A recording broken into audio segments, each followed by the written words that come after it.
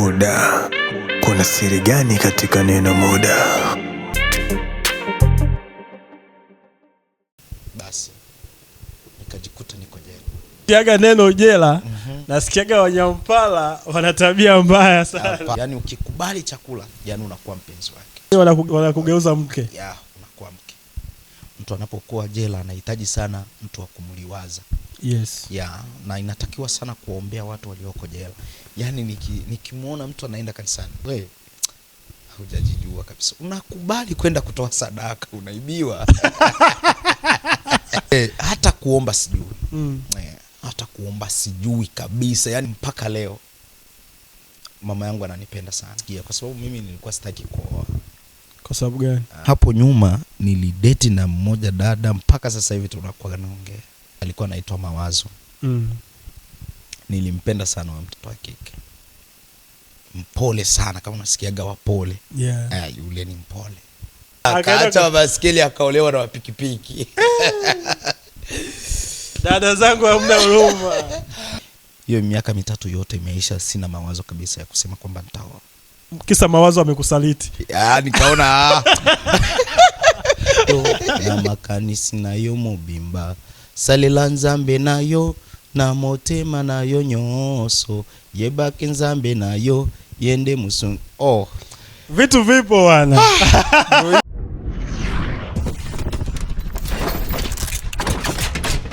Muda. Kuna siri gani katika neno muda? Hello, mambo vipi? Niite K-Light Star mwenye mapenzi ya kweli. Kipindi chetu kinaitwa Muda. Kama nilivyowaambia, kwenye kipindi chetu tunapata wageni tofauti kutoka sehemu tofauti. Leo tupo na mgeni mwingine. Karibu sana kaka. Asante. Kwa kufahamu kabisa, majina yako unaitwa nani? Kwa majina naitwa Elisha Songa Chakubuta. Hayo ndo majina kabisa ya kizalikio. Yeah. Kama ulivyomsikia Elisha Chakubuta, Elisha Songa Chakubuta. Elisha Songa Chakubuta. Yeah. Majina matatu hayo. Hatari sana. Karibu sana mjengoni. Okay. Ni furaha yetu kukuona hapa, na ukiwa na jambo lolote unatakiwa uanze kuja, tunajadili, tunaelimisha watu hivyo. Okay. Hivi Elisha, kwa kufahamu, kwa sisi ambao tunakufahamu tunajua kwamba wewe ni unafanya huduma ya Mungu. Ndio. Sasa tunatamani sasa kujua huduma hiyo ulianzia wapi? Huduma nilianza kwanza utotoni. Yes. Kwa sababu nilikuwa namfuata babu. Mimi nilikuwa mshiriki wa kanisa Katoliki. Yes. Roman. Alafu baada ya hapo tulivyoendelea kukua, ujana ukawa mwingi, nikajikuta kwa bahati mbaya mwaka wa 2012 nikajikuta jela. Nikafungwa. Baada ya kufungwa huko ndo nilipata neema ya kupokea Kristo katika misingi mingine ya Kikristo. Hapo ndo nilipopata nafasi ya kubadilisha dini ya kutoka Mroma kwenda mtu wa Kadafi. Kwa hiyo wewe, wazazi wako mmoja ni Mroma, mwingine ni wapo dini tofauti? Baba yeye alikuwa mshiriki wa kanisa lingine. Na mama alikuwa ndiye mtu wa Kadafi. Yeah. Kwa hiyo ulivyoingia jela ndo ukaokoka sasa, japo ulikuwa unaenda kwenye makanisa ya wazazi wako, lakini ulikuwa bado hujaokoka. Yeah, nilikuwa bado sijaokoka. Mafundisho yanasema kwamba aminie na kubatizwa ameokoka. Mimi nimepokea wokovu 2027. 17 kwa sababu mwezi wa 4 wa 2017 ndo nilipobatizwa kwa maji mengi. Ila kanisani nilianza kuingia mwezi wa 2 2012. Safi sana. Yeah. Elisha, unajua story na kwa gatamu inanoga pale, unajua watu wasije tu wakaona tupo jela. Hivi unaweza ukashare na sisi kipi kilikupeleka jela, au maisha yako ambayo ulikuwa unapitia hadi ukajikuta ushaingia jela, ilikuwaje? Kipi kilichotokea? Ya, naweza nikawaambia mimi nilikuwa mpenzi wa vitu viwili sana katika utoto wangu. Cha kwanza nilikuwa mpenzi wa kucheza mpira sana. Yes. Nilikuwa nacheza mpira, na kingine nilikuwa napenda kucheza draft. Ya, Unasukuma kete hizo. Sasa ikatokea kuna ndugu alikuwa na simu, akatuuzia simu zake. Alipotuuzia simu, zile simu bana zilikuwa za matatizo. Kweli. Kwa amezichukua kwenye banda za chaji. So, unajua hali za kambini, watu walikuwa wamechaji masimu, yeye akaenda kuzichukua zile simu. Akaja kwetu akatuuzia zile simu. Nafikiri hiyo kipindi nilinunua hiyo simu, ilikuwa bado ndo zinakuja tusimu tudogo hivi ambapo tuna uwezo wa kupiga mziki. Ya Kanokia fulani nilikanunua 12,000 kwa kipindi hicho. Ya, tena zilikuwa pesa nyingi sana. Ya, nikaweka na memory mle, nikaanza kupiga mziki. Sasa nikakutana na mchumba wa yule jamaa waliomuibia hiyo simu. Kaniambia, mbona hii simu naijua, nipe kwanza nione. Nikampa, akachunguza, akasema hii ni simu ya mume wangu. Akaniambia, hii simu sio ya kwako. Nikasema ni ya kwangu. Sawa. Akaondoka na nikaondoka. Sasa mimi nikaendelea tu, nikafika kwa marafiki zangu, nikafika kijiweni, tukaanza kucheza draft. Kumbe yule dada ameshamwambia yule mchumba wake. Ya yule mchumba wake akaja kuidhibitisha kweli ile simu ya kwake. Hivyo ameambatana na nani, na sungusungu nyuma. Kwamba nimempata mwizi ambaye ameniibia nini, simu. Nikamwambia sawa. Akaja pale, akafika kwangu. Bwana, tunakuhitaji kidogo. Mimi nikamwambia subiri nimalizie mchezo. Hapana, dakika kidogo tu, hata dakika 2 hivi. Basi nikainuka, walikuwa watu ambao mimi nawafahamu.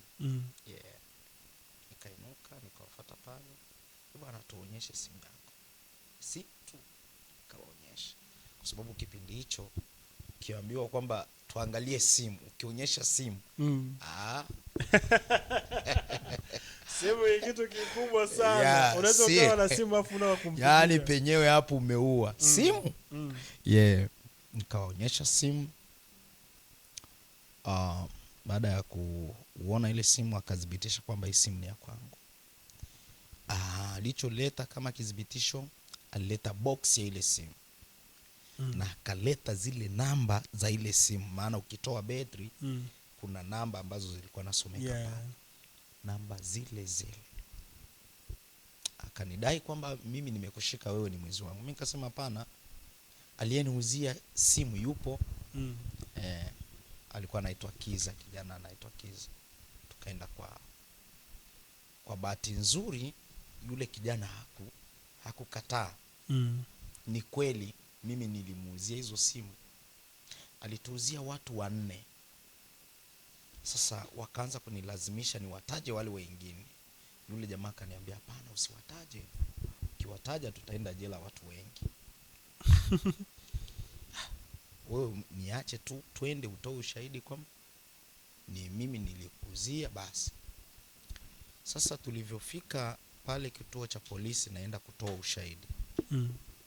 Mimi naenda pale, naenda tu kutoa ushahidi. Nafikiri nitatoa ushahidi na nirudi nyumbani. Na nirudi nyumbani. Nilivyofika pale, kwa bahati mbaya hosesi alikuwa hayupo. Ya ikabidi akaniambia, bana, na wewe ni mtumiwa, inabidi ulale hapa. Sasa kwa bahati mbaya hosesi alikuwa anakutaniwa wapi? Kasulu. Kasulu. Yeah. Sasa kulikuwa na msafara wa watu kupelekwa magerezani. Wakampigia vipi, akasema leta wote ambao hapo kituoni walete. Yeah. Na mimi nikajikuta nimepakizwa kwenye gari. Yeah. Kasulu kufika pale wakatuambia bana hakuna mahojiano leo. Ingieni. Tukaenda kuwekwa mahabusu. Baada ya kuwekwa mahabusu tukakaa pale siku 4 bila kuhojiwa. Yeah. Sasa baada ya hizo siku 4 wakatupeleka magerezani. Nafikiri mahakama pale walikuwa naenda siku ya 2 kama sijapoteza. Au siku ya 5. Siku 2 kwa wiki moja. Yeah, kwa wiki moja mahakamani. Sasa nikajikuta niko jela Kivwe. Mazingira yakanijia. Wakasema aliyeshikwa na kitu ni mwizi. Na aliyekubali wizi kwamba yeye ndio mwizi ni mwizi pia. Sasa ule jamaa alikutaniwa na kesi nyingine kule polisi. Yule mwizi. Yeah, yule keza. Wakamshika, bwana kwanza huyu ni mtumiwa wetu na wewe pia ni mtumiwa. Sababu wewe umeshikwa na kitu kwenye mkono. Na Tanzania ukishikwa na kitu wewe ndio mwizi. Basi nikajikuta niko jela. Kwa hiyo pale jela ulikaa miezi mingapi au wiki ngapi? Jela mimi nilikaa mwezi mzima. Yeah, mwezi na wiki 2. Makere. Kasulu. Yeah. Vipi maisha ya jela? Maisha ya jela sio mazuri. Sio mazuri hata kidogo. Mimi nasikiaga tu wananyea ndoo nini. Hamna.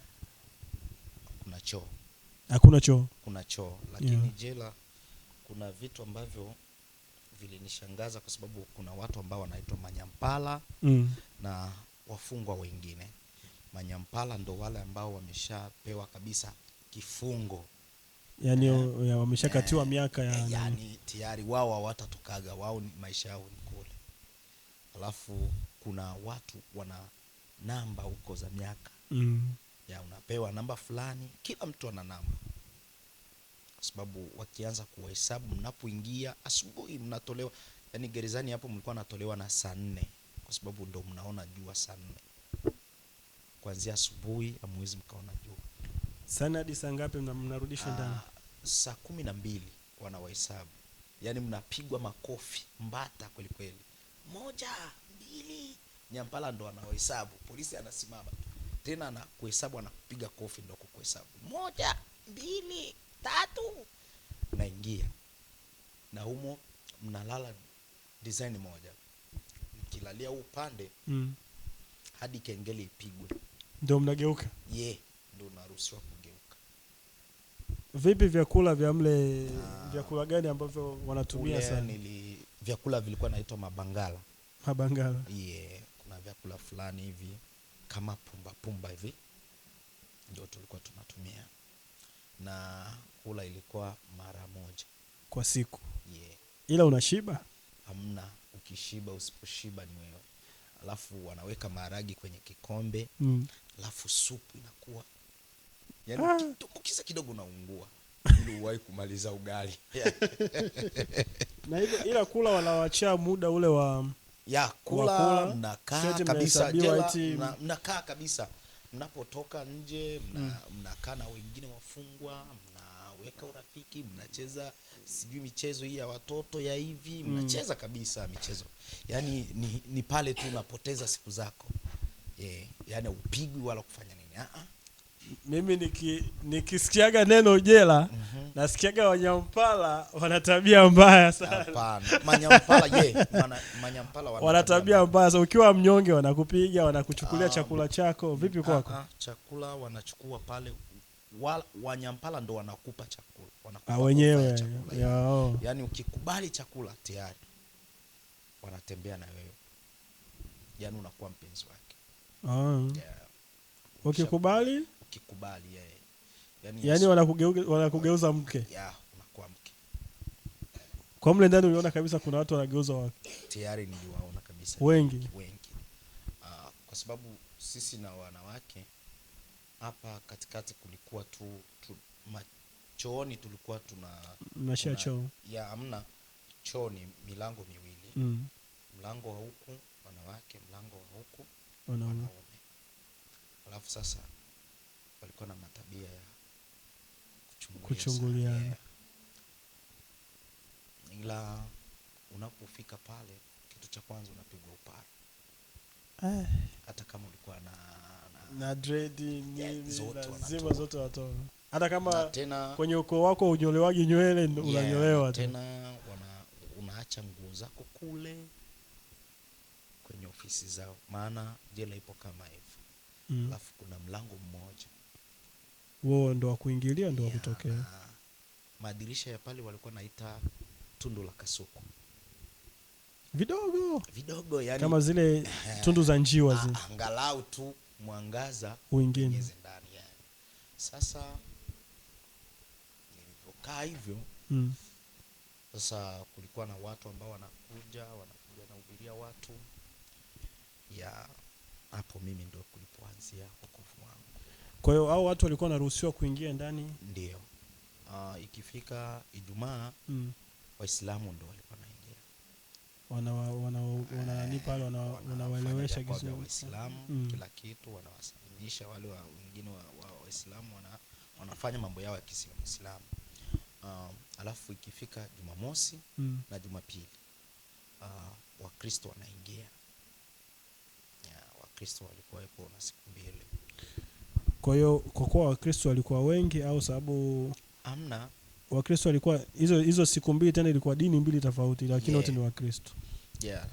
Na usipotaka utaenda popote. Kunakuwa na wengine walikuwa waendi kabisa sehemu. Na gerezani wanaokwenda kulima ni watu ambao wamesha pigwa miaka. Ushajua miaka yako. Ushajua miaka yako ndio unaruhusiwa kwenda kulima. Wewe ulikuwa bado hujaenda kabisa kwa sababu mimi nilikuwa tu mahabusu. Umemsikia Elisha amekwambia yeye amekutana na Mungu akiwa jela. Asa wewe unasubiri na wewe uende jela ndio ukutane na Mungu au mtumikie Mungu. Asa njia yako sasa umekutana na Mungu, unataka kutoka au ulitolewa na hao wahubiri ndio ukasema acha niokoke kwa kuwa wahubiri ndio wamenitetea au vipi? Au wewe mwenyewe uliona hichi nilichokipitia ni mpango wa Mungu tu kutoka? Hapana, na mimi niliitwa sasa. Ya wale wahubiri walikuwa nafika, wanahubiri kama kawaida. Wanakupa matumaini, yani mtu anapokuwa jela anahitaji sana mtu wa kumliwaza. Yes. Ya na inatakiwa sana kuombea watu walioko jela. Kwa sababu ni watu ni watu ambao wengine wamevurugwa. Wengine wana kesi, unakuta anakubali kufungwa kwa sababu atunze kila alichokiiba. Labda akitoka miaka Mungu akimsaidia ametoka, kinaweza kikamsaidia. Sasa wewe kipindi umetoka sasa. Ulivyotoka baada ya hizo mwezi mmoja kwa moja ukaenda kutoa ushuhuda kanisani na ukaokoka, au ilikuchukua tena muda kufanya hivyo? Hapana, mimi pale jela kwanza nilipata neema yao wa injilisti kuja kwangu kunifikia, wakaniambia bana, ukikubali Kristo ninaamini utumaliza mwezi huu hujatoka. Yani mkubali Kristo, yani haka kitabu kikaweza kukasoma, ninakuhakikishia utatoka. Ukapewa kitabu? Nikapewa kitabu, nikaanza kusoma, najiwekea matumaini kwamba nikiweza basi utatoka. Lakini nilishukuru familia yangu pia ilifanya hatua ya kufuatilia kesi yangu. Wakaenda magerezani, wanakuja kunitazama. Siku ikafika ya tarehe yangu kwenda mahakamani. Nilipofika pale wakanioje. Mimi nikasema ndio, mimi nilikutwa na hiyo sehemu. ukikutwa na hiyo simu, kwanza pale mahakama unaapa, wanakuambia kama wewe ni Mkristo unachukua Biblia, kama wewe ni Muislamu unachukua ile kitabu chao cha Waislamu kile. Unaapa kabisa, nitasema ukweli wangu wote. Nitasema ukweli na sitapindisha. Sasa mimi nilikutana na mtu ambaye naweza nikasema huko wanamuita lawyer. Kule kwetu wanaita mwanasheria. Mwanasheria wangu akaja akanioji. Bwana, niambie ukweli ilikuwaje? Mimi nikamwambia kama nilivyohadisia hapo nyuma. Mimi nilikuwa mtu ambaye nacheza draft. Niko nacheza draft, ikatokea hilo la kutokea. Kwa hiyo nikajikuta nakuja ili nitoe ushahidi, lakini nikajikuta nimeshakuwa umeorozeshwa. Akaniambia pole sana, ninaamini kwamba utatoka. Akasema asante. Kaenda kula, kaonana na wazazi wangu. Kawaambia wazazi wangu kwamba ipo njia. Kesi yake ni ndogo sana, kwa hiyo naombeni pesa. Nafikiri kipindi hicho waliomba 50,000. Na ni nyingi sana hiyo. Sana. Hiyo kama milioni hiyo 50,000. Baba akaanza kusema hizo pesa hata usipata. Mama akasema tuuze hata baskeli.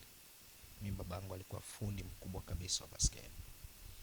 Baba akauza baskeli. Mama alikuwa mfanya biashara mkubwa sana. Akachanganya hizo pesa wakazipata. Akawapa, wakampa yule jamaa. Akanisimamia.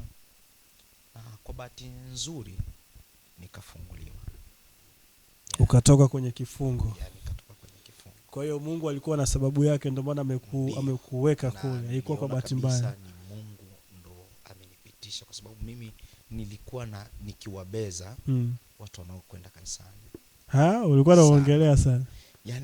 Nikimuona mtu anaenda kanisani, namwambia bwana, wewe hujajijua kabisa. Unakubali kwenda kutoa sadaka, unaibiwa.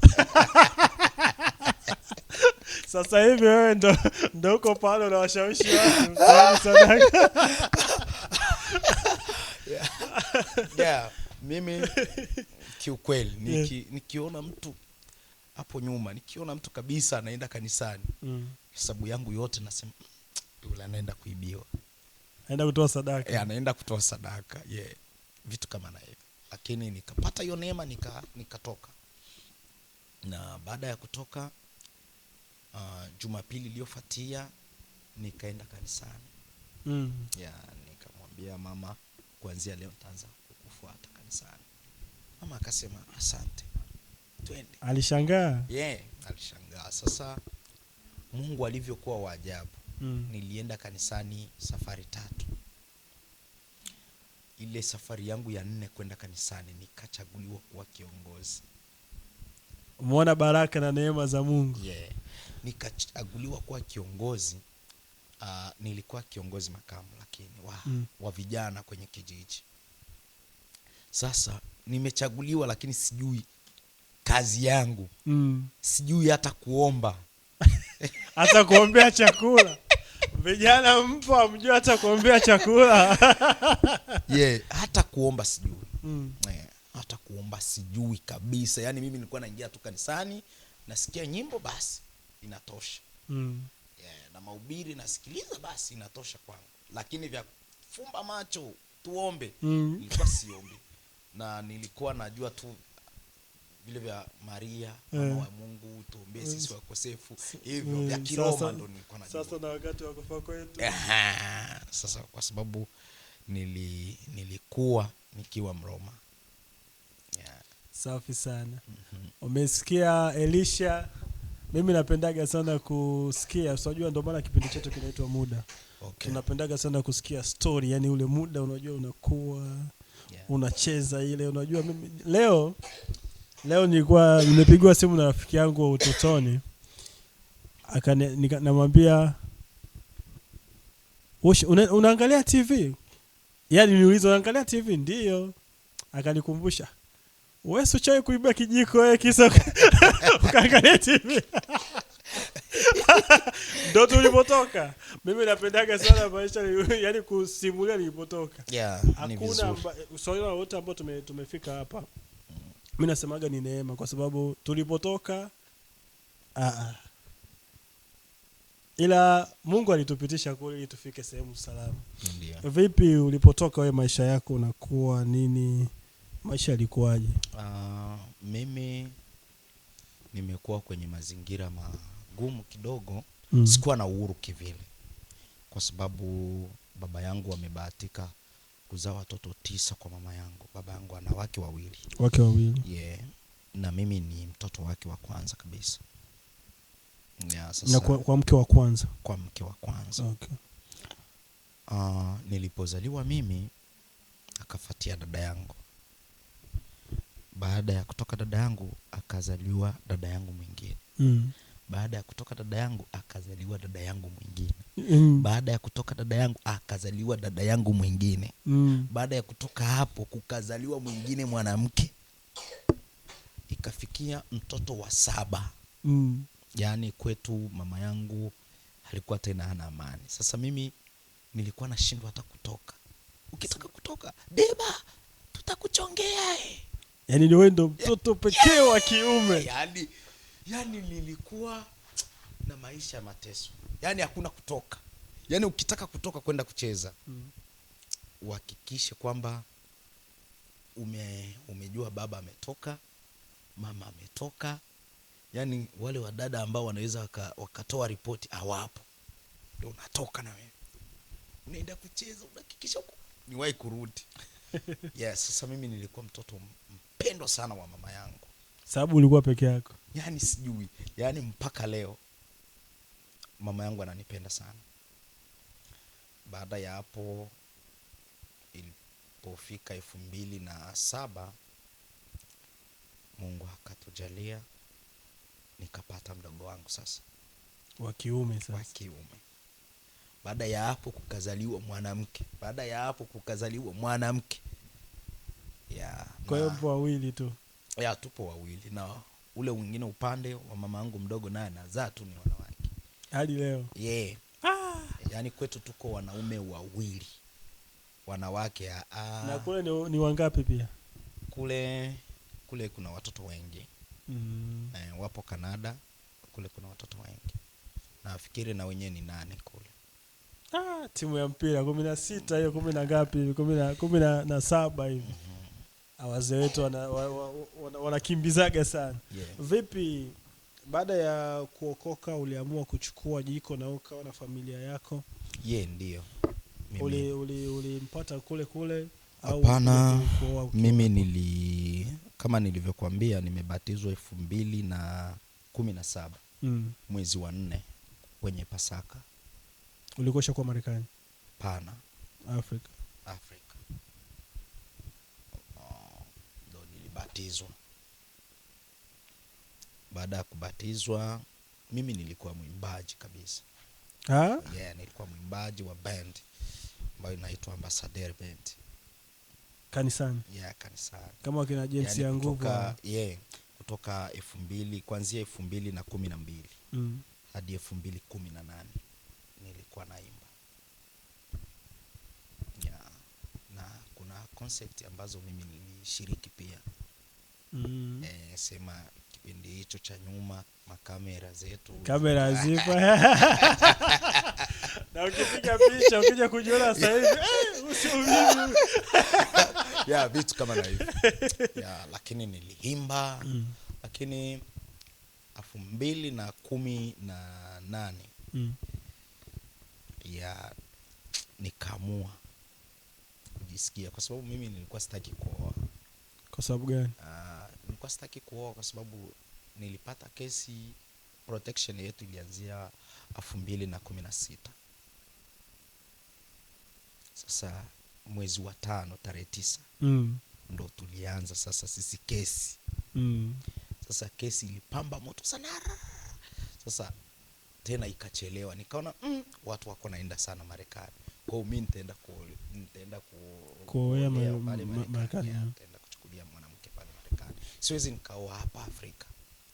Kwa hiyo nikasema mimi siwezi nikaoa Yes, siwezi kaoa. Sasa na hapo nyuma nilidate na mmoja dada mpaka sasa hivi tunakuwa naongea. Unaongea na ex wako? Yaani tunaongea. Sasa yule sio hata ex tena. Yule kwangu ni sawa sawa dada, sawa sawa sijui nimuite nani. Yeah. Best friend huyo. Mke wako anamjua? Anamjua sana. Anaongeaga naye pia? Ndio. Na watoto wangu wanamuita mama. Dada tena unamuita mama? Wewe ni wako tu wakufa na yuko wapi? Yuko hapa Afrika? Yuko South Africa. Yuko South Africa. Anaitwa Mwaliashi. Yule tumeishi kwenye mazingira bado mimi niko somo la pili la kikuu. Alafu yeye iko Msisi ya primary. Mlipendana sana? Yes. Ulimpenda sana? Sana. Alafu ikatokea bahati mbaya au bahati nzuri kwake. Yeye mzazi wake akafiwa na babu. Sasa yule baba yake alikuwa ameenda South Africa. Na kule baba yake alikuwa shatengeneza maisha yashakuwa vizuri. Ikabidi akuache. Baba yake anaajiriwa kule, anafanya kazi bank. Sasa akaja kuchukua familia yake. Akachukua mtoto wake akaenda naye. Sasa mimi nilikuwa sina hata uwezo wa kuzuia. Hata yeye angekataa kwenda. Sio watu wakikataa kuja Marekani kisa wamezaa. Hapo sasa ndio ilitokea changamoto. Na alivyokwenda yeye nikasema sitooa kabisa. Ikatokea 2014. Nilimpenda mwingine dada hivi sana, yupo kambini ashagaolewa. Nilimpenda sana, nikaona sasa yeye ndo amekuja kuziba pengo la ule wa South Africa kabisa. Sasa changamoto ilipotokea, alikuwa anaitwa Mawazo. Nilimpenda sana wa mtoto wa kike, maana alikuwa ni mpole sana, kama unasikiaga wapole. Yule ni mpole. Hakuwa na kuigizia kwa sababu kabla hajaolewa. Sasa changamoto ilitokea, mimi nilikuwa nafanya kazi ya baskeli. Nachukua mizigo napeleka Makere. Nachukua njegere pale kambini napeleka Makere. Hiyo ndio ilikuwa kazi yangu ambayo ilikuwa inaniingizia mimi pesa. Na kujisikia nipo juu kabisa. Unapiga hela sana. Maana tulikuwa tunapiga kwa 3,000, 4,000, 5,000 gunia moja. Na mimi kwa mwezi kabisa nilikuwa na uwezo wa kupiga hata gunia 50 kwa mwezi. Kwa mwezi kuzipeleka Makere kwa baskeli. Kwenda na kurudi. Sasa ndipo kipindi kilianzia sasa cha mapikipiki kuingia mkambi 2015 hivi. Mwishoni wa kwenda 2016. Yeye mapikipiki yakaanza sasa kambini. Watu wameshaenda Marekani, wameshatuma mapikipiki. Mle kambini mnaanza mapikipiki. Bana, mimi wa baskeli na mwenzangu anachuma. Wachuma akanyakua bana. Akamchukua. Akachukua mpenzi wake. Kwa hiyo mpenzi wako akakuacha wa baskeli. Akaacha wa baskeli akaolewa na wapikipiki. Dada zangu hamna huruma. Baada ya hapo nilikaa sana. Kuanzia 2016, hiyo 2015, 2016, 2017, hiyo miaka mitatu yote imeisha, sina mawazo kabisa ya kusema kwamba nitaoa. Kisa Mawazo amekusaliti. Nikaona nilikuwa kabisa sina nia ya kuoa. Lakini ilipofika 2018, dada zangu wawili walikuwa wameshaolewa. Sasa mama yangu kipenzi changu alikuwa anaumwa mno. Akaanza kunisi, ninaona hapana, niko naumwa sana, sijui kama nitapona. Yes, nikapata kuona. Basi mwanangu, na kuomba uowe nione hata mtoto wako hata mmoja. Sasa na mimi mama yangu ndo mtu wa kipekee sana, nilikuwa na share siri zangu. Ni mtu ambaye alinipambania sana mama yangu. Yeah. Nikaona basi Unaenda ku hapo nikaanza sasa mawazo ya kumtafuta ni nani sasa atakuwa mke wangu. wakuja kuziba pengo la wote. Ni nani? Nikaanza kuona wanawake wote sasa. Namuona huyu hapana, namuona huyu hapana. Sasa najikuta natamani nioe. Nikampenda dada fulani hivi.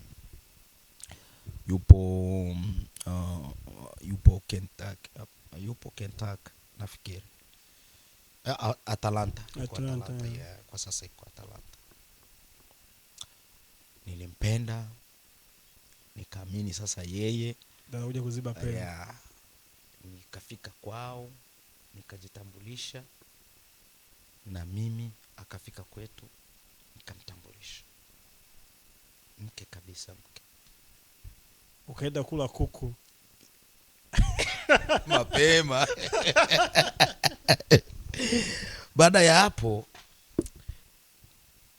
ikatokea kusikia kwamba ana mimba ya mtu mwingine. Mimba. Ukajua ya kwako. Sasa mimi nafikiri tayari. Sasa dada akawataja vijana watatu. Wewe upo kwenye hao vijana?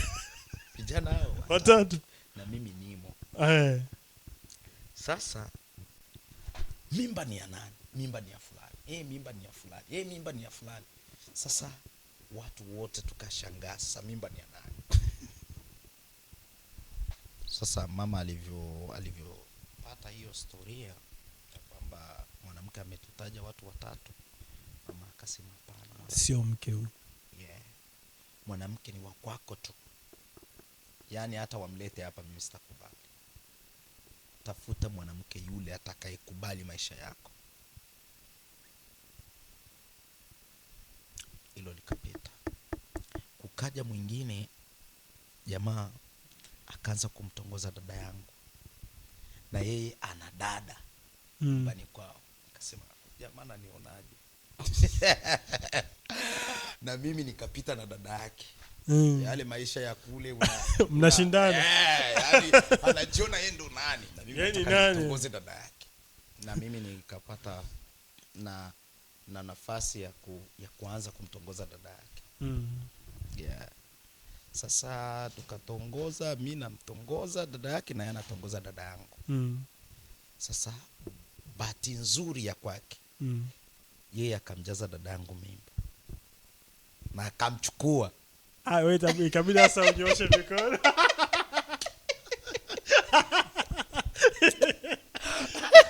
Ikageuka. Ushakuwa shemeji. Bof. Ikaisha. Sasa ndipo nilipoenda kudumbukia sasa kwa mke ambaye ni mke wako sasa. Yeah, ambaye amekuja langu sasa. Amekuja kuziba wote. Zawadi, usingizi, mbavu, nyama katika nyama zangu. Ndio kaja kumpata. Nikaja kumpata. Anaitwa Christina. Ya nilipoanza mahusiano naye, baada ya miezi miwili tu wakapatwa na msiba. Kaka yake mkubwa akafariki. Ya alifariki Mwanza. Yaani maji yalienda, akaenda nafuata maji. Sasa yaliporudi akaja kwa kasi. Akaja kwa kasi. Ni yeye tu aliyefariki. Kwenye watu wengi ni yeye tu. Baada ya hapo nikaendelea naye. Mahusiano yetu yalifanya miezi mitano tu. Miezi mitano. Yaani wengine nilikuwa nakaa nao kabisa miaka miwili, miaka mitatu. Lakini huyo miezi mitano pekee. Ukachukua jiko. Nikamchukua tena, niliunga ndoa kabisa. Ndoa kabisa. Mke wangu halali wa ndoa. Mke wako halali wa ndoa. Mna watoto wangapi sasa hivi? Tuna watoto wawili. Mungu ametubariki. Nina watoto wawili.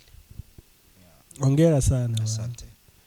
Umesikia kijana? Nimependa story sasa tulikuwa mnashindana wewe. Akawa shemeji yako. Vipi lakini maisha ya injili au ya kumtumikia Mungu unayoonaje? Safari yangu kwenye injili nilianzia kwanza kuimba kama nilivyotangulia kusema. Nilikuwa mwimbaji wa groupe des ambassadeurs ya kanisa la Kadafe. Nilianza kuimba. Hiyo ndo ilikuwa kabisa, nilikuwa najisikia mimi ndo mimi. Tena mimi nilikuwa napimishana na kijana ambaye alikuwa naimba mle mwetu, alikuwa anaitwa Baken. Ulikuwa shindana naye wewe? Yaani huyo jamaa ndo alikuwa maarufu. Akishika mic ameimba. Akishika mic aimbe. Hapana. Anapiga kila sauti sasa. Na akienda kuandaa wimbo ili aje afundishe ataua mkutano. Afu wewe ndo unashindana naye. Sasa mimi nilikuwa na kitu ambacho sijui kama nini, napendaga sana kujipimisha kwa mtu ambaye amenizidi kitu fulani. Nikiona mtu fulani amenizidi kitu, nahitaji kile kitu, na naanza sasa njia ya kupimishana na yule mtu. Nikimkuta natamani nimpite yule mtu. Sasa huyu jamaa sikufanikiwa kumpita wala kumshika. Kwa sababu ya nini? Yeye nilivyoendelea na kwaya, yeye akapata neema ya kuja Marekani. Sasa sikujua kiwango changu kimeishia wapi kwake. Kweli sababu hayupo tena. Hayupo, yani tumetengana ghafla, amekuja Marekani. Hivi kwa kuwa hapo kwenye kuimba. Na ulikuwa naandaa hizo nyimbo za kwaya? Mimi hapana, niliwahi kuandaa nyimbo 2 kwenye bendi yetu. Yaani unaweza, sababu japo ushaacha, lakini kuna zile nyimbo 2-3 ambazo ulikuwa ufanya ukiimba hivi wasema basi mpinzani wako anajua kaisa huyo anaimba huko. Unaweza ukatuimbia hata nyimbo 2? Ndio, hata ikawa fupi tu. Ninaweza nikaimba, lakini ninaamini sauti sasa hivi sio kama zamani. Hawakumbushe wadau, so unajua kule tulikuwa tuna kamera, lakini tulikuwa na watu wanatushabikia. Wanasema fulani mimi napendeka kumsikiliza fulani. Unaitwa Walingalo, ulikuwa unaitwa Aingana Kende Wapi. Naenda wapi katika maisha yangu? Nilikuwa na upenda sana wimbo. Uliandika wewe kwa mikono yako? Hapana, ni wimbo ambao wameandika na mimi sijui Lingala. Sasa nitauandikaje? Nyimbo nyingi ambazo mimi nilikuwa nazipenda ni watu wengine ndio wameandika. Tena kwa zile nyimbo 2 ambazo mimi nimeziandika, nimeandika na mpelekea mtu mwingine aenda kukagua ule wimbo, je, umeenea, umekizi viwango vya kwenda kufundisha. Ninafika pale anasema hapa umeandika vibaya, futa kuanzia hiki kipande, anzia tena. Naenda nafuta, narudi tena, unakuta hapana, umeboronga tena nafuta. Yaani mpaka unaanza kujisikia sasa kero. lakini ndio hivyo, naweza nikajaribu kuimba. Tuimbie hata moja au 2 ambazo nafikiri sitofika mbali kwa kuimba kwa sababu ni muda mwingi. Ila ngoja tujaribu.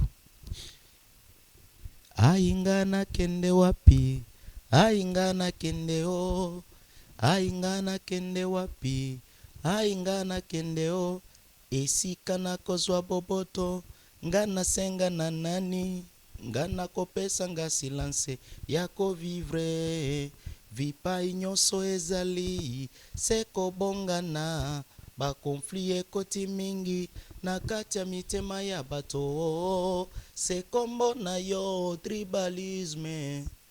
Aingana kende wapi, aingana kende o, aingana kende wapi, aingana kende o, esika na kozwa boboto, ngana senga na nani, ngana kopesa nga silence yako vivre, vipai nyonso ezali, seko bongana, ba konflit ekoti mingi, na kati ya mitema ya bato, sekombo na yo tribalisme. Linga Nzambe na yo na motema na yo mobimba, linga Nzambe na yo na makanisi nayo mobimba salela nzambe nayo na motema nayo nyonso yebake nzambe nayo yonde musungi nayo nyonso linga nzambe nayo na motema nayo mobimba linga nzambe nayo na makanisi nayo mobimba salela nzambe nayo na motema nayo nyonso yebake nzambe nayo yende musungi. Vitu vipo wana. Ndio hivyo na Vitu vipo. Siku nyingi. Yeah. Nina nyimbo nyingi ambazo zimebaki tu vipande, siwezi tena kuzimaliza. Kweli. Yeah. Kweli. Kwa nini ukuendelea kuimba? Ndio. Nilifanya kuoa. Hapo ndo niliona kwamba kasi ya kuimba imepungua kwa sababu nilijikuta sio mimi yule. Kwa maana katika ujana kuna mambo mengi. Mimi katika ujana wangu nilikuwa naitwa Dorko. Ndo jina kabisa ambalo nilikuwa natawala nalo. Dorko kabisa. Sababu ya kusukuma kete? Hapana, Dorko hiyo ilikuwa tu jina ya kifahari, ya kujipatia kwamba mimi ni kiwembe na kata kabisa vibaya. Nini ulijipa hilo jina? Kuna kuwa rafiki yangu anaitwa Njum. Yeye alikuwa anaitwa daktari. Yeye kwamba yeye ni dokta. Anatibu kila mtu anayekuja kwake yeye anatibu. Nikasema ngoja na mimi nijiite kiwembe. Sasa mimi nachana majina tu ya ujana. Alafu kwenye mpira mimi nilikuwa naitwa Pedro. Yeah. Kipindi sisi tunakuwa kila mtu alikuwa na jina la Brazil. Yeah. Noma sana. Unajua tuingia sasa kwenye injili yenyewe sasa. Okay. Injili yenyewe. Inajulikana. Inajulikana tarehe 14 mwezi wa pili ni wanasherekea sikukuu ya wapendanao. Hivi kwa Kiingereza wanaita Valentine Day. Hivi ni inaruhusiwa kwenye Biblia kwamba kusherekea siku ya wapendanao? Mlokole kusherekea siku ya wapendanao? Kila mtu na mtazamo wake. Kwangu mimi sio kosa. Sio kosa Kwa sababu ni kitu kanisa ina vitu viwili. Kuna kanisa na dhehebu. Ni vitu viwili tofauti. Dhehebu ni kile kijengo ambapo watu tunajiita sisi wa fulani, au wengine dhehebu fulani au wengine dhehebu fulani. Kanisa ni Kristo. Ni vitu viwili. Maana Kristo amesema nitakaa ndani yenu. Maana kuna maandiko yanasema kwamba mwili huu ni hekalu takatifu. Ndio maana akasema nitalijenga kanisa. Kanisa pale alikuwa anaambia wafasi wake. Alichukua Petro, Yohana na Yakobo. Hiyo swali ambapo umeuliza. Wakaenda kusali milimani. Hapo sasa baada ya hapo Petro aliwaona wale Elia na Musa. Akasema pale ndo waposema pale ndo tujenge vibanda vitatu. Bwana, tunatakiwa tujenge vibanda vitatu. Kimoja cha Musa, kingine cha Elia na kingine cha kwako. Hapo nafikiri ndo kulitoka hilo neno. Lakini nataka nikwambie sasa kanisa. Kanisa nimesema ni Kristo. Kanisa ni Kristo kwa sababu kanisa ina vitu viwili kama nilivyotaja. Tunajiwekea sisi sheria za kwetu za kizehebu, sio kikanisa, za kizehebu. Bwana wewe ukiweka kiduku umefanya makosa. wewe ukifanya hiki umefanya makosa. Ni kwa sababu tumejiwekea ni sheria, kwa sababu kitu kingine na zehebu haiwezi kaenda bila sheria. Kweli. Yeah. Na ndio maana tumejiwekea sheria, lakini sio kosa kabisa. Sio kosa. Yes, sio kosa. Hajaandikwa sehemu yoyote kwamba ni kosa. Hajaandikwa. Na mimi kwa mfumo, mimi nilijitahidi kusoma Biblia. Nina nusu kidogo ambao nilisoma. Na katika uelewa wangu na ninapata neema ile ya kufundisha somo. Ya, ninapata neema hiyo. Na ni mimi nilivyopata karama yangu, kutambua kwamba hii ndo karama yangu natakiwa nifanyie kazi. Nilianzia sasa karama yangu ilivyokuwa, nilienda kuikuza kwenye njia za maombi, kwenye vyumba vya maombi. Huko ndo niliona sasa nilikuwa sana kwenye viwango vya kiroho. Kuna viwango vya kiroho, lakini wokovu ni mmoja. Uwe ni mchungaji, uwe nani, wokovu ni ule mmoja. Lakini kuna viwango vya kiroho na roho yule mmoja. Lakini kuna viwango, kuna level. Kuna viwango vya kiroho. Ndio maana unataka kuomba, muombe Mungu akuongeze viwango vya kiroho. Sasa kanisa kama Kristo inaenda kukufundisha kwenye misingi sahihi ya Yesu Kristo. Lakini zehebu inakufundisha jinsi gani unaweza ukaishi nje na watu wengine. Umeona, tunapata elimu leo. Yeah. Na Kristo hakuja kwa kubagua. Kwamba msifanye hiki ni dhambi, Kristo sijasikia hiyo. Na sijasoma hata sehemu moja. Lakini katika Kutoka ile 20. Kutoka 20 nina Biblia hapa. Kutoka 20 ngoja tusome. Kutoka 20 nasema hivi, inaanzia 20 ili tujue sasa kosa inatoka wapi na dhambi zinatoka wapi. Mimi kadiri ninavyoelewa, Mungu anasema hivi katika kitabu cha Kutoka 20:1. Mungu akanena maneno haya yote akasema, mimi ni Bwana Mungu wako niliyekutoa katika utumwa, usiwe na miungu mingine ila mimi. Ukiwa na miungu mingine, hapo tayari una dhambi. Lakini sio kusherehekea Valentine Day. Haijaandikwa hapa. 4 inasema hivi, usijifanyie sanamu ya kuchonga wala mfano wa kitu chochote kilicho juu mbinguni wala kilicho chini ya duniani wala kilicho majini chini ya dunia.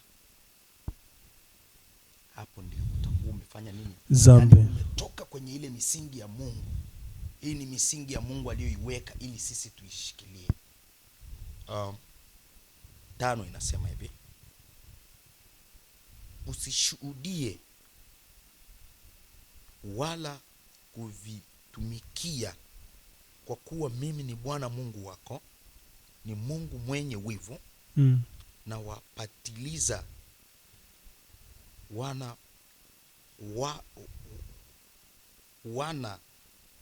wana maovu ya baba zao hata kizazi cha 3 na cha 4 cha wanichukiao, nami na warehemu maelfu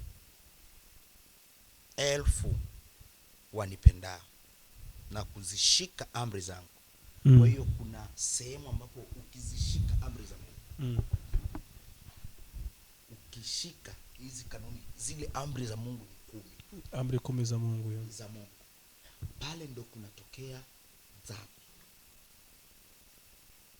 Pale kunatokea dhambi. Yaani ukitoka kwenye ile misingi 10 ambayo Mungu amekuwekea wewe, masharti 10 ambayo Mungu amekuwekea wewe mwanadamu, hapo sasa umeanza kukeuka kile Mungu amekwambia. Na Yesu alikuja kuongeza 2 tu. zikawa 12. Yeah. Aliongeza hipi na hipi? Aliongeza upendo. Upendo nafikiri na amani, kama sijadanganyika. Nafikiri Yesu aliongeza upendo na amani. Hivi unaamini katika nyie? Kwa sababu kuna mmoja ashaniulizaga hivi, ila ikasema acha nyinyi kuliuliza. Shetani ni mmoja, mbona makanisa ni mengi? Ndio. Hilo ni swali zuri. Kristo naye ni mmoja. Ila kuna viwango bila bado kuamini. Yeah. Wewe unaweza kusoma hili somo. Tunaona tunasoma katika Kutoka. Hili somo tunaweza tukalipata sana.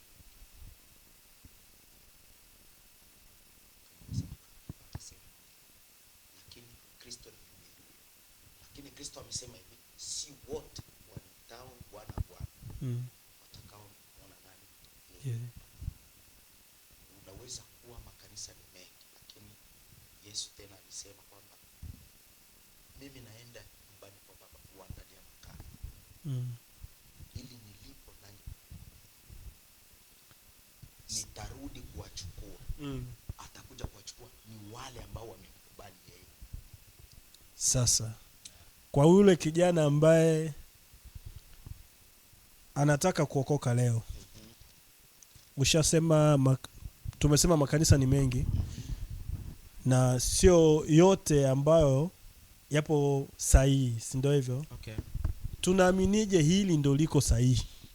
Lile linalomkiri Yesu Kristo kuwa Bwana na Mwokozi. Sababu zote zinatumia Biblia hii moja. Ndio. Kanisa yoyote. Ndio maana kuna mtu, siwezi nikaingia kwenye kanisa la fulani. Wala Mungu hajagawa makanisa. Na hakuna sehemu ambapo wameandika ili wewe utakuwa kanisa la fulani na fulani. Ngoja, umeniuliza swali ambalo nilikuwa nimeuliza kwamba shetani ni mmoja. Ila kwa nini makanisa ni mengi? Makanisa ni mengi, lakini Kristo ni yule mmoja. Kama nilivyosema, Kristo ni mmoja, Kristo hajabadilika na hata shetani hajabadilika. Lakini shetani naye ana watu ambao wamejigawanya, wanamtukuza kwa njia tofauti tofauti. Kuna watu ambao wanaitwa wachawi, ni watu wa shetani. Kuna watu wanaitwa Freemason, watu wa shetani. Nao wamejigawa.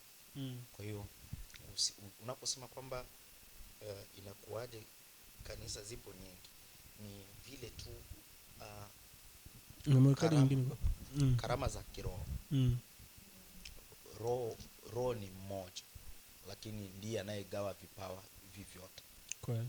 Kuna anakupa karama ya uimbaji, wengine anapewa karama ya kuwa kiongozi, mwingine anakuwa karama ya mchungaji, mwingine mwinjilisti, mwingine mwalimu, lakini roho ni yule yule mmoja. Ni mradi tu utukufu upate kumrudia Mungu. Sawa. Yeah. Ina makanisa mengi, sijui zamani ilikuwa ipo hii nani. Makanisa mengi sasa hivi sio yote. Kuna makanisa ambayo yanaruhusu kabisa kiongozi anakuwa mwanamke na anasimamia na anatoa ibada. Inaruhusiwa hiyo? Haijakataliwa kwamba fulani ndo anatakiwa kuhubiri ama fulani hatakiwi kuhubiri. Inaruhusiwa mwanamke kupanda madhabahuni kuhubiri injili? Hiyo. Kwani yeye sio binadamu? Kwani Mungu ana mbinguni kuna vya kike na mwanaume? Hakuna vya hivyo. Mungu anajali ni utukufu upate kumrudilia, umtukuze yeye. Usiwe na miungu mingine ila mimi. Mungu ni Mungu wa wivu. Mungu ni mtu wa wivu sana. Ngoja hii hapa sikumalizia, nikuonyeshe kidogo. Nirudie hapa kwenye ule mstari wa nafikiri wa 7. usilitaje bure jina la Bwana Mungu wako, maana Bwana atahesabia kuwa hana hatia mtu alitajaye jina lake bure. Kwa hiyo unapolitaja jina la Mungu bure, kwa utashi wako wewe, kwa vile ambavyo unavyovijua tayari umekosea. Lakini na mwanamke anaruhusiwa kutoa neno, maana hakuna neno mke wala mume katika kutangaza injili. Kumbe. Yeah. Mimi nikajua ni hairuhusiwi, wanatakiwaga wanaume. Hapana. Haijaandikwa hiyo. Sijawahi kuiona kwenye Biblia. Nisomee kwanza hapo Mathayo 9 mstari wa ngapi? 11 na mstari wa 11 hadi 12. 11 hadi 12. Mafarisayo walipomuona walimwambia mwanafunzi wake, mbona mwalimu wenu anakula pamoja na watoza ushuru na wenye dhambi? Naye aliposikia aliwaambia, wenye afya hawahitaji tabibu, bali walio hawawezi. Wala walio hawawezi. Nataka nimaanishe kwamba huo mstari pale kanisani kwenu, sababu unajua wenye wanatakiwa wapewe elimu ya kumjua Mungu ni wale ambao hawana elimu kabisa, ambao hawana afya. Na kila siku ni sura zile zile ambazo zinakuja kanisani kwenu. Je, tunataka tujue sasa pale kwenye kanisani yupi mwenye afya, yupi ambaye hana afya? Okay. Ni swali nitaka nijue hivyo. Ni swali nzuri. Kanisani kila mtu ana jukumu lake. Ndio maana nimekuambia karama. Kila mtu amepewa karama. Lakini zinazidiana viwango. Lakini wokovu ni mmoja. Wokovu ni Yesu Kristo. Wokovu ni mmoja. Yesu Kristo tu ndio wokovu. Wokovu wa kweli ni Yesu Kristo. Na njia ya kweli ni Yesu Kristo. Yesu amesema bila mimi utauona mlango wa mbinguni. Na ninataka nikuambia hapa, anayekwenda kuwavuta watu, anayekwenda kuwa mvuvi ni mwinjilisti. Mwinjilisti hanaga kazi kanisani. Mwinjilisti ni mtu ambaye anaenda anatumwa na Mungu, nenda sehemu fulani. Mwinjilisti wengi wana karama mbili. Wana karama ya kuombea wagonjwa na wanapata afya. Mwinjilisti ni mtu anayehubiri injili muda wowote, anayesimama kwa ajili ya kumtukuza Mungu muda wowote. Yeye kazi yake ni kuwavuta wengine kwa Yesu. Ndiye objet yake. Objectif yake ni kuwaleta wengine kwa Yesu Kristo. Hiyo ndo kazi yake. Alafu mchungaji ni kazi yake kuwalinda wale waliovunwa, awasogeze, awafundishe, awaweke chini, awaweke kwenye misingi ya kumfuata Yesu, awaelekeze njia sahihi ili wapokee yale maono. Mchungaji ni mfano tu. Mchunga kondoo anachunga kondoo zake. Yeye ni mfugaji kwa lugha nyingine. Mchungaji yani yeye anawalinda nyie mle kanisani ili muige sasa mfano wa kuwa Kristo ni nani, Kristo anatakiwa kuwaje. Hivyo ni vitu sasa unavipata kanisani. Lakini kazi ya mwinjilisti ni ile kwenda kutangaza kwanza uamini. Yeye anafanya kwanza kazi ya uamini kule, na mkiamini ana ruksa ya kuwapeleka, anaenda kuwabatiza, kwa sababu alisema Yesu kwamba mfanye mataifa kuwa wanafunzi wako, na mkiwabatiza kwa jina la Baba, la Mwana na la Roho Mtakatifu.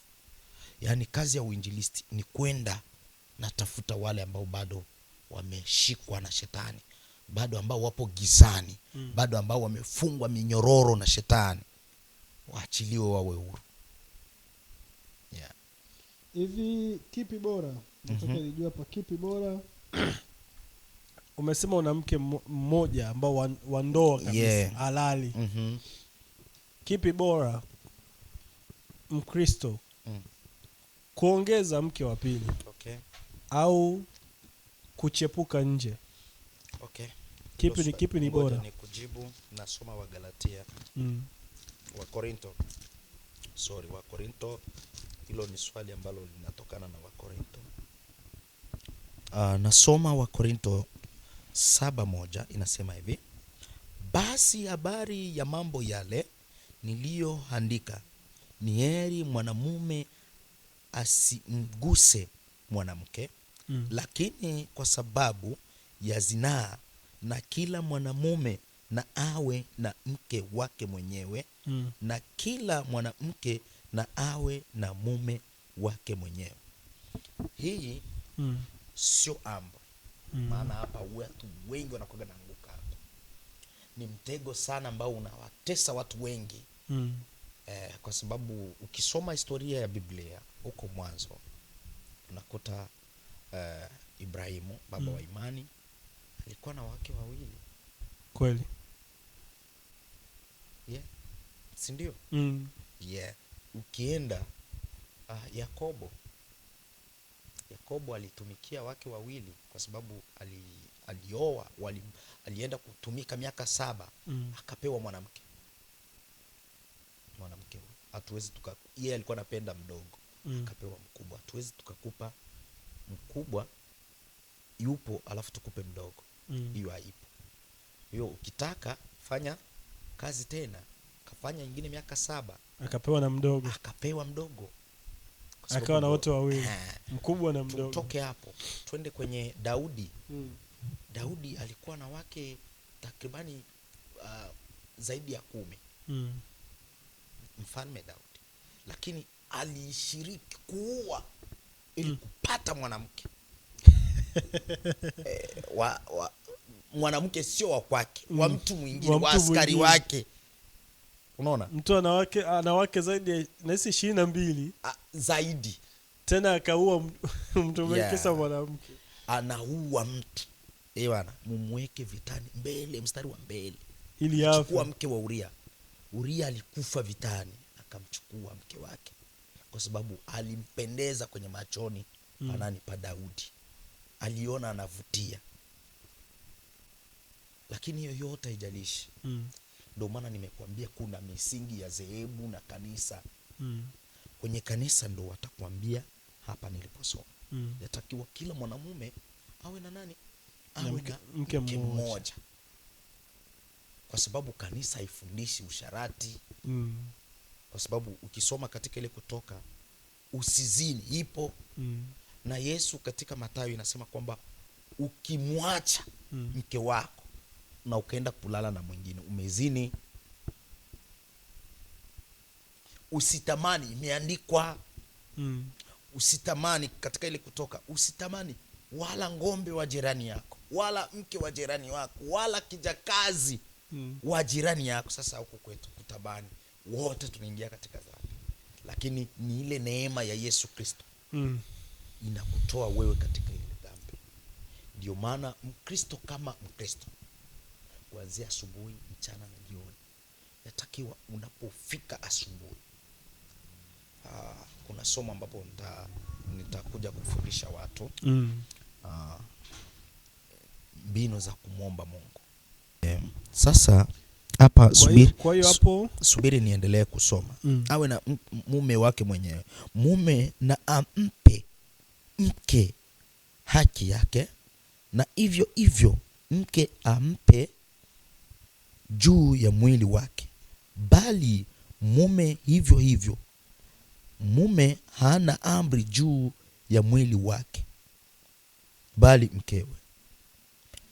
5 inasema hivi: msinyimane, isipokuwa mmepatana kwa muda, ili mpate faraga kwa kusali, mkajiane tena, Shetani asije akawajaribu kwa kutokuwa na kiasi kwenu. Yaani kuna vitu ambavyo unaweza ukafanya wewe na mke wako. Wewe mme hauna sheria kwa ajili ya mwili wako, bali ni mke wako ndo ana sheria juu ya mwili wako. Na mke vile vile hana sheria juu ya mwili wake, bali ni mme ndo ana sheria juu ya mwili wake, kwa sababu mmeshakuwa mwili mmoja. Ni nyama katika nyama zako, mifupa katika mifupa yako. Imeandikwa hivyo katika kitabu cha Mwanzo. Sasa ninataka nikuambie kwamba hili limeandikwa hivi, hili ilikuwa tu sio amri. Sasa kanisa ama dhehebu zinachukulia kuwa amri. Ya kuna somo ambapo naweza nikafundisha huko mbeleni kama Mungu anatupa nafasi, ambaye anaruhusiwa kuwa na mke mmoja kibiblia ni askofu tu, ila wengine wote hoa tu kama Daudi. Wengine wote wanaweza kaoa, lakini sasa kuona sasa kanisa haifundishi misingi ya hivyo. Haifundishi uwe na watoto hapa waache hawa hauna haki, kwa sababu Biblia inataka ukioa yale mapenzi unayotoa huku uyatoe na huku, ile nusu unayotoa huku, yani $1 hapa $1 hapa, na kila mtoto apate sawasawa vile ambavyo ulimzaa kwa matarajio ya kumtengenezea maisha. Sasa kanisa ikaona kwamba ikiruhusu mwanaume aanze kuoa itakuwa mbaya. Ngoja nisome hii sita yake hapa. Sita yake nasema hivi: lakini nasema hayo kwa kutoa idhini yangu, si kwa amri. Ni nani? Paulo. Anasema hivi, lakini sio shurti. Sasa kwa sababu dhehebu inajengwa na misingi ya sheria, ndio maana waliweka hiyo sheria kwamba kila mwanamume awe na mke mmoja. Ni sheria sasa kanisa zilijiundia ama dhehebu ziliunda. Yesu, kuna sehemu inaandikwa kwamba Yesu alikuwa anakula na watu waovu, ambapo umenipa andiko pale nimesoma. Wenye dhambi. Yesu hakuja kutafuta mtu ambaye ameshaokoka. Alikuja kutafuta watu ambao wamepotea. Ndo kiini ya Yesu kuja, kwa sababu tulikuwa tumepotea sisi. Tulikuwa mbali na wokovu, ndio maana Yesu alikuja. Tulikuwa mbali na wokovu, na Mungu akaona si vema mwanadamu apotee kabisa mazima. Hapana, ndio maana alimtuma mwana wake wa pekee ili kuja kuwa ondoleo la dhambi zetu, ili tupate kuokoka. Kwa hiyo sio dhambi. Una mpango wa kuongeza mke wa pili? Hapana. Kwa nini? Sina mpango wa kuongeza mke wa pili, lakini kufatana na hii nchi ya Marekani. Lakini mimi binafsi nakuaga na ndoto ya kuja kuwa askofu. Sasa ninapooa mke wa pili, naona naenda kufunga ile njia yangu ya kuja kuwa askofu.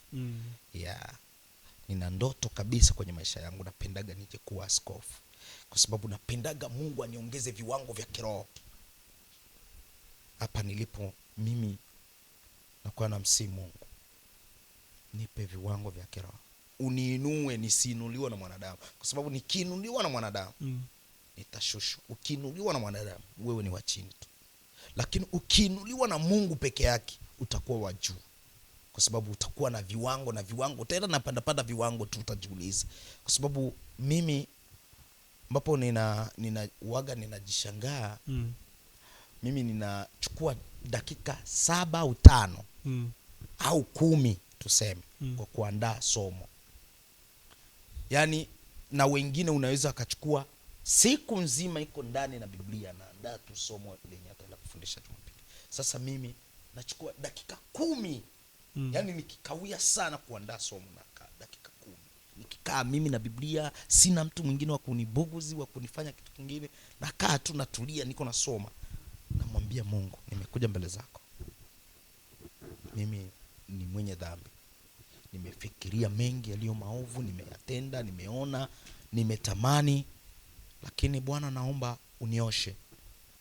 ili nifike mbele zako na unipe neno ambalo Bwana utagusa mioyo ya wana wako, ambapo Bwana utajipatia kibali ya kuzungumza na watu wako, na mnenaji awe ni wewe, sio mimi.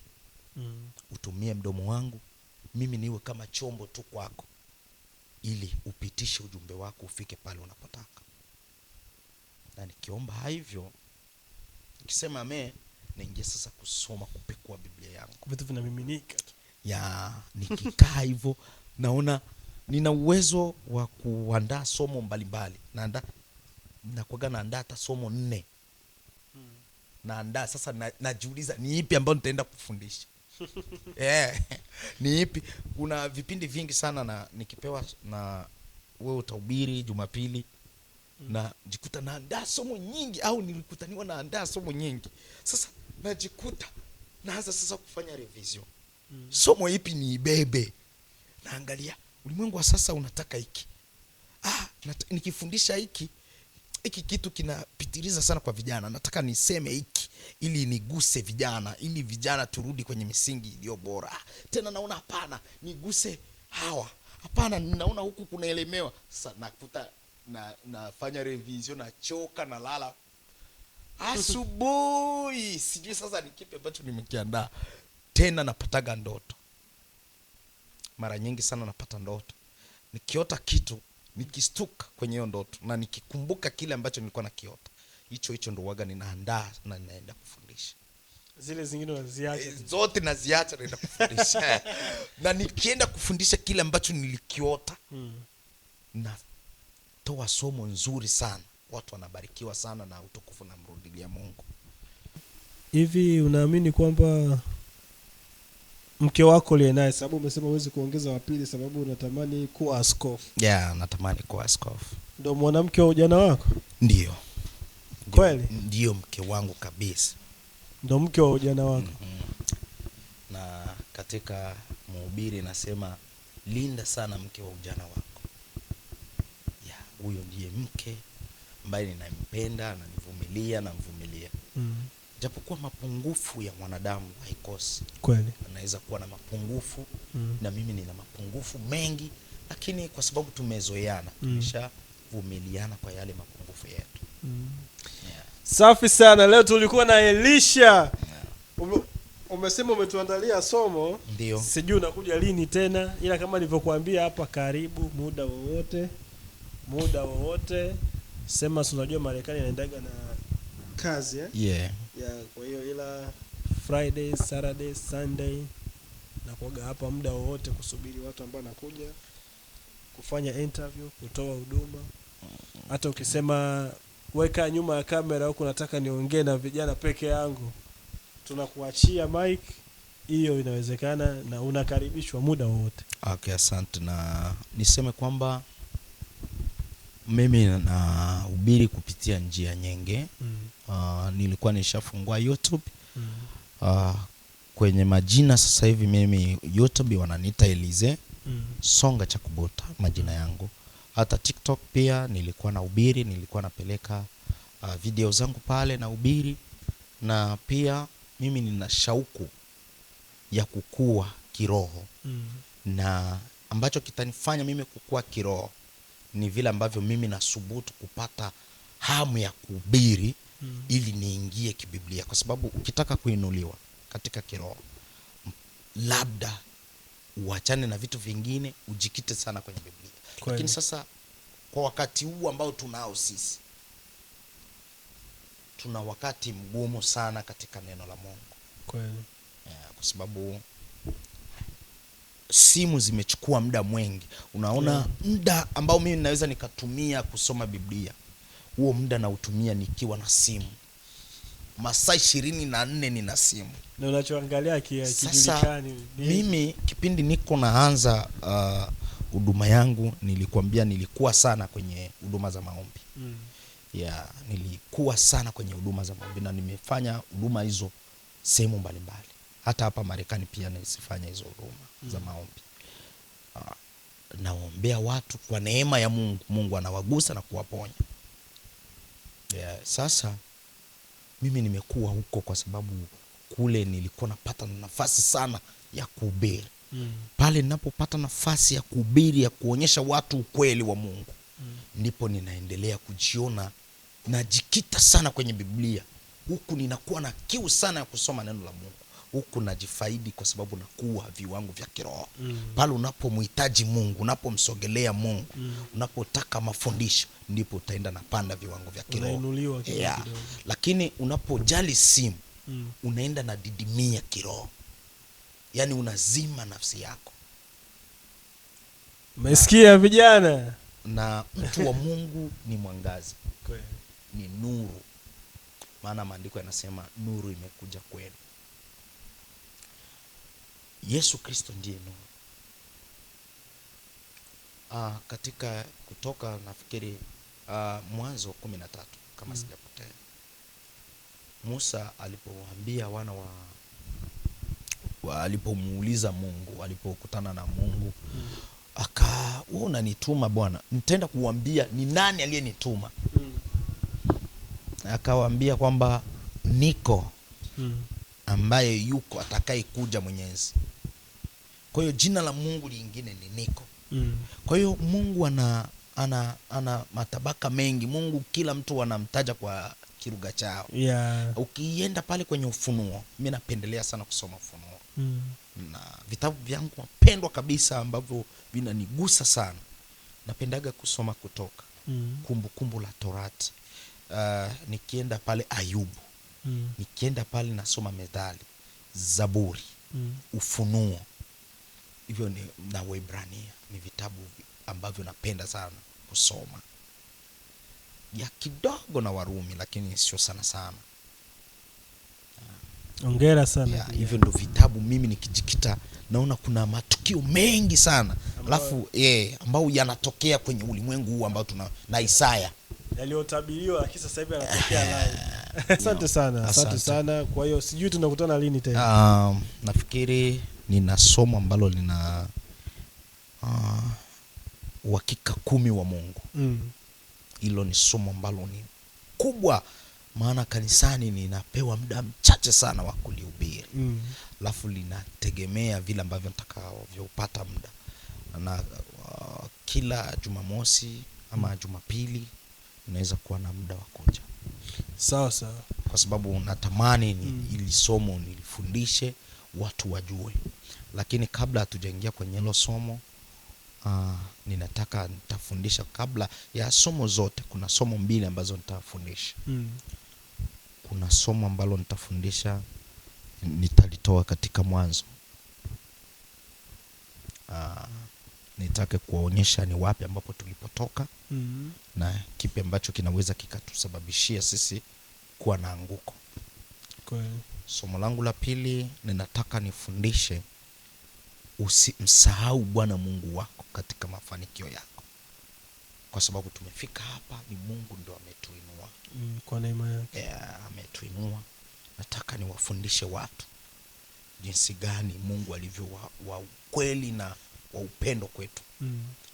Alafu nikitoka kwenye hizo somo 2, ndipo nitaingia kwenye somo ndefu ambalo lina maswali mengi. Hata na wewe utaniuliza maswali mengi sana.